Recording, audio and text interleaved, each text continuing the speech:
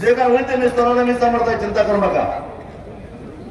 त्याचबरोबर बँकांना सुद्धा हाच इशारा आहे.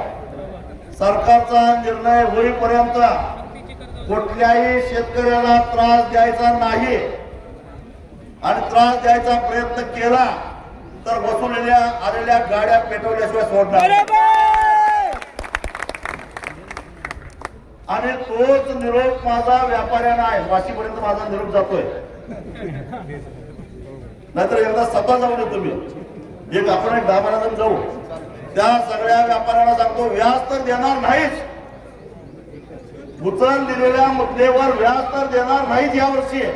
पण मुद्दलात किती कमी करायचं हे ठरवावं लागेल. बरोबर. मुद्दलात किती कमी करायचं हे ठरवावं लागेल. नाहीतर वसुली करायचं जर तुमच्यात दम असेल तर याच वसुलीला बघू कशी वसूल होते. ही भूमिका आपण घ्यायची का? एकच शक्ती राजू शेट्टी, एकच शक्ती राजू शेट्टी, शेतकरी एकजुटीचा विजय असो. अरे आपल्या आंब्याच्या जीवावर, आपल्या काजूच्या जीवावर यांनी बंगले बांधले. बरोबर. आम्ही अजून चिंध्या पाडत बसलोय.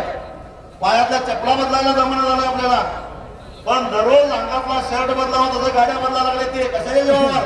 आमच्या तुमच्या आमच्या आंब्याच्या आणि काजूच्या जीवावर.